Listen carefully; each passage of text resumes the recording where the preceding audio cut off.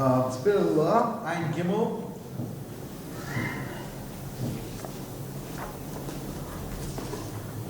Zayin. Mishesh lo sada orichaim. Someone who has a field or a mill, mutar laskir l'goy. You either rent them to a non-Jew. That would be shekoi oisav hem malacha b'Shabbos. Even though the guy does malacha with him on Shabbos, aval merchat, so haskilo, you know how to rent him a bathhouse. The merchat's eno sheish field. The skirus l'goy, the asa shels tachavich. If the bathhouse is going to be not yours, you just rent it for a cheap price. You want to rent it to a guy for more money, it could be you're allowed to. People don't know it's a Jews, it could be you're allowed to. Shmuel comes out with her that you are allowed to. Others maybe, I guess he's not clear, so he's asked somebody. V'chein mishu machzik meches pundik milbena beis tzitzikas chuches v'chadayna shach shach shach. There's a certain situation when a person has to do different things for the government, like collect taxes. He has some kind of a hotel of some sort of some kind of thing, different dinyanim, place to make glass, things like this. It's very, very complex to kind of, if you have a place where they sell liquor, and you can make your whole year's livelihood by selling liquor in a certain place. The government gives you the rights. If you missed out on a day, you lost your money. If the work that you have to do, you collect, certain people have to come pay tax a certain day or whatever, you can't really arrange it so that you don't have somehow work on Shabbos, you're in trouble. It says the person when the king gives him, you're the guy who will deal with salt. We have a salt mine, and we want to get rid of all the salt from the salt mine. And you can take as much as you get out, as long as you work for the next 6 months is yours. Not to work on Shabbos is a huge, incredible loss. You're paying a certain amount of money to get your right to certain things. You're losing maybe all your profit. So what do you do? Well, a lot of your profit. What do I do? Can I have a guy do it? Is there a way? Isn't there a way? How does it work? That's what he says. You have to. It's not. So pasha to shedes chacham. That often comes up in the kitzur. He says, no, this is a little too complex. Like we just saw it twice, right? And one sip. So here we are. And we need the Makor Chaim to tell us what's the machshava here, why dafka rechaim or sada is allowed, why is a merchas not allowed, a mill is okay, a field is okay, a bathhouse is not okay, what do these things represent, what do they mean? And as usual, he is up to it in a very amazing way.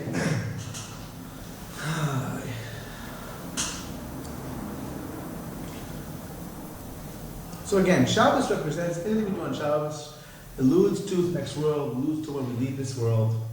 Erev Shabbos, the Gemara says, the person who Mishaloi Torah, Erev Shabbos, Erev Shabbos, working on Erev Shabbos. If you didn't work on Erev Shabbos, well, you have nothing on Shabbos. You didn't make Shalom, you're not going to get Shalom. Unless someone else's work theoretically you can get, but in terms of for yourself, you don't have the Shalom, you don't have the ability to do it. You had things you had to do. Shabbos, it's over. Can't do it now till after Shabbos. Because that's the person leaving this world. That's the Gemara says. So something very, very, very, very amazing here. He says, everything you do is in Shabbos is set in 2 separate categories. And I'll read a certain amount also. It shouldn't be too much. But we have to photocopy Bez Hashem. But he says, everything that a person does in 2 categories, you have Sumer Avasei Tov on Shabbos, is you have to do good. And you also have to be careful not to do things that are bad. Those are the 2 things that that we are obligated to deal with on Shabbos. So that's what we're holding. And again, it has to do with, we're talking about things that are very, very represent very, very, very high things. Very, very high, reaching these different places, different maduras, higher places, lower places. We'll see right now, it's an amazing thing.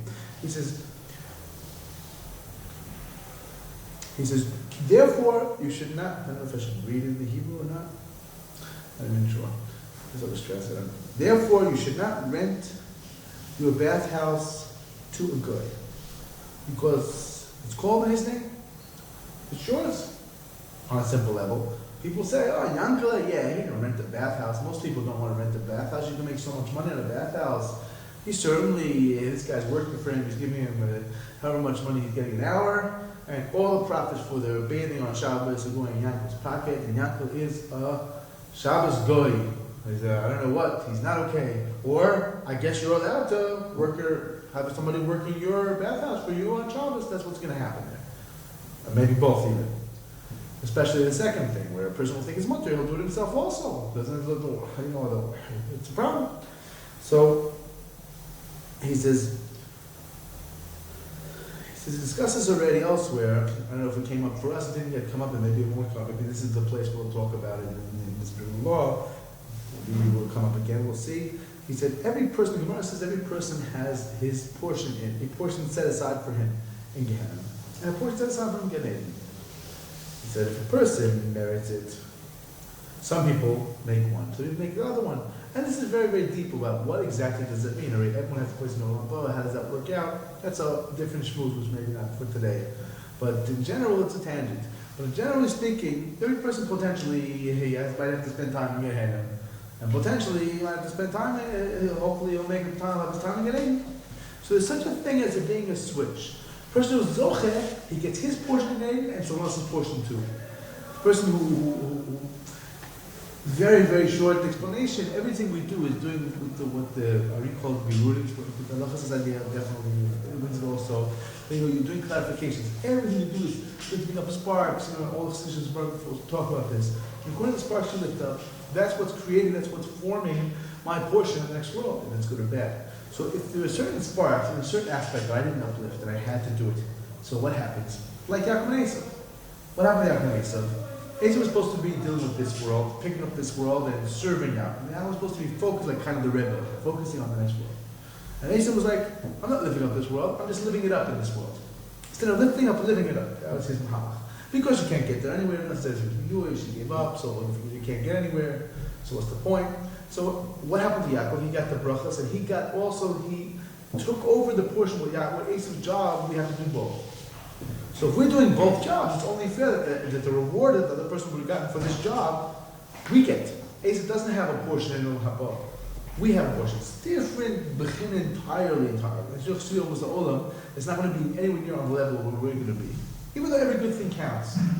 It's a different thing, a totally different level, which compared to high level is really nothing. That's a kitzur of what we're talking about. It doesn't mean that someone does something good is not going to be forever. It's very, very different. If not just something good, and it's not because the Chassidic was all of he's one of the people who are the pious of the nations, who's trying and he does 7 Noah. He's doing what he needs to do to be a good person, put his level. So he's not going to get nearly the same level as us at all. So what happens? What happens is we get his portion of Gan Eden, because I did the tikkun, just like Yaakov and Esav, I did the tikkun.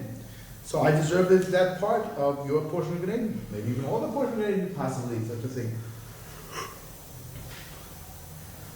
If he does something that makes him obligated, he takes his own chelik, and a portion of his friend also in Gehenna. Right? He, instead of doing what he needs to do, instead of working out what my mission is and trying to do what I can, it's, I can't, it's too hard for me, it's too this, it's too that. The person does some mitzvahs that's so easy and they're so valuable. If it's tefillin, the same person's tefillin is like picking up the highest place. Like, wow, how could you lose tefillin? It's like, that is the ultimate, it's like incredible. Like Chaim explains there, he says tefillin is, the Maharal says also that the Tashi to Hashem, he shows you Kesh to Hashem. He says, why is it straps? He said, because a person, it means inside, the person is going to suffer. He has things he makes him suffer. It bothers him. It's him crazy. So tefillin saves you from so much suffering. Inside, outside suffering. Always whips. He said, no, the whips, you tie them on. You take them, and if a person has some suffering, he tries to trying to make it uplifted and to Hashem. Tefillin is the highest. We have no idea what tefillin is. Someone told me you have to put in strong. I don't know if you have to put it on strong, but it's strapped. It's whipped. I don't know. You have to do it stark. I don't know. So you have to suffer more. No, yeah, the pshat. It fits the pshat. It fits the pshat. It could be. He says that it's whipped, but he doesn't say that. I mean, I don't know. That I don't know about. They have the marks there. Yeah, but it could be. No, no, it could be such a thing. I don't know. But he's a very powerful. Sofer told me. Yeah, oh, it's interesting. There's an Indian. I mean, you're bonding yourself to Hashem. Maybe in a strong way, it shouldn't fall out of place. Maybe on a more simple level. I don't know what the makor is. So actually, I don't remember right now, but actually, the Rav Nosson says that the head tefillah is the idea when a person, he says, there's a b'nei called bak b'so, bak b'shov. And a person, when it's so hard for him, and he's challenged, and things are difficult. So what happens is that he needs to be chazak, have a lot of chizuk, no matter what, Hashem's with me, no matter what. He says that's why it's one box, because it's one box, it's one. Don't get into comments of the heads. When you're up there and you have a head, keep moving further, Hashem is there, go, buck up the throne. He just like divided four compartments. Wait a minute, what am I doing right? Let's get into the details. Am I okay? Am I not okay? So, but when you're like desperate, so it's like one, take it easy, just come around. It's Hashem with you. Hashem is one. That's what he said. He says, why says it's covered? Because the chizik is not supposed to be something which is so overt. Hey, it's okay, it doesn't matter what I do. People like make it wrong. He said, no, you covered over. It's something. That's where I am now. I know that I'm challenged now, but I'm not going to stay in the chizik. I need the chizik, and I want to get to that bucket of soul. I want to have a head. I don't want just my arm. That's the basic kids of the Indian.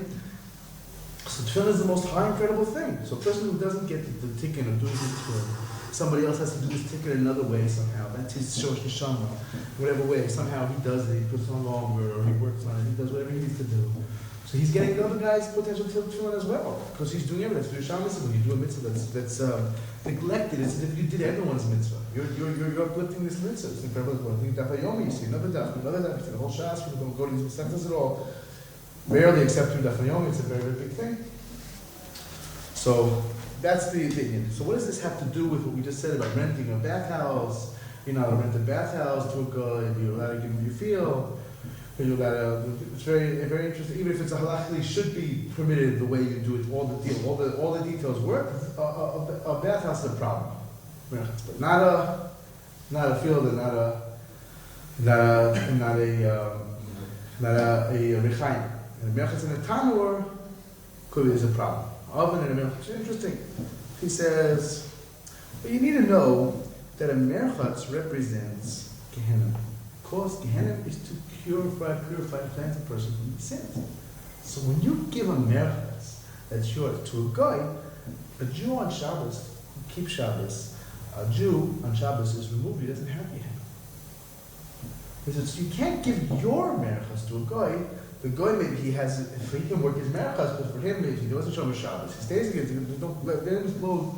It's not really closed. Shabbos makes a person impervious to Gehenna. But it's not closed. Gehenna is Gehenna. It has nothing to do with anything. It's not automatically closed. But it's a person who kept Shabbos.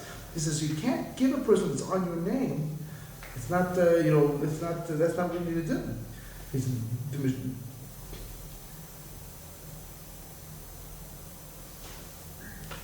so what does it come out? He said, Erev Shabbos, the Zohar says, there's no din from Rishonim. They have arrest if it's a Jew kept Shabbos. Someone didn't keep Shabbos or non-Jew, that's not how it works. So they continue, it doesn't stop. Yom v'layla, lo yishposu, keeps going. It goes to Shabbos, Chayv means it doesn't help him to keep Shabbos in this way. If he does Geras, great. Maybe we'll talk tomorrow, we'll see, maybe we'll discuss Gimel, we'll see what Geras is about.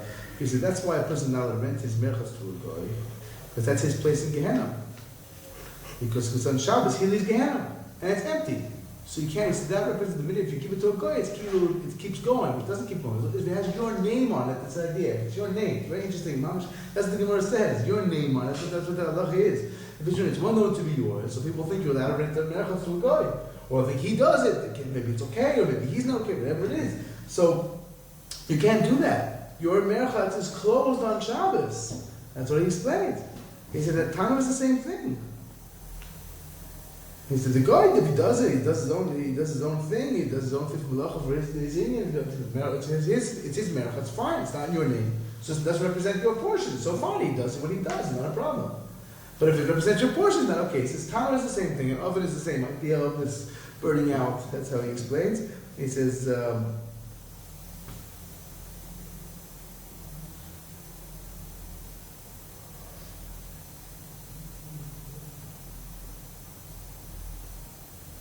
Yeah, he said, but a sadr is permitted. What's a sadr? A sadr is a place that's hefker. So a place that's hefker is a little complicated because when you're in a place, when you deal with a place that's hefker, so what happens is that it's a dangerous place. It says he went to the Sunday, he nullified himself completely. He said, nevertheless, the guy is doing it like people know. It says people know it's usually the normal thing to give a guy to get some fruit from it, to get payers, or to get money for what he's doing, and not he's working for me like a fee for the day. You're doing my job. You get some fruit, so you want to work for yourself. I give him this amount of money to work all the time. He works in the field, so he's doing it for himself. So it's like in terms of hefker, since the Soda represents the Zohar says the Avera of Kain.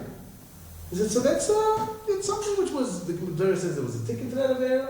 So it's like, if a person wants to go there, he can go there, but it's not necessarily, since that was the standard what things people did, they gave it in that way. So that represents something which isn't so bad, so if your names are people understand, it's not that there's a stigma attached to this person. That's how he wants to explain it. So Rechaim also, the main thing is it makes a coal, and it's problematic in those terms. It also represents this idea of coal and Avera or whatever it is. It's not such a big deal. And I just want to add one thing. Nachman says, brings the Gemara really into the statement. I think the Gemara as well the same idea that he said, I don't know. People talk so much about Olam Hazeh, so much Olam Hazeh, like the material world. It's such a great place. And, there's a lot of pleasure a person can get in this world, but Nachman said the truth is when you hear people talking about Olam Hazeh, he said, I've never been there.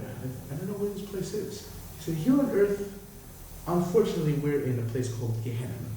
He said, the only thing is you have to be smart. You don't want to endure one Gehenna for another Gehenna.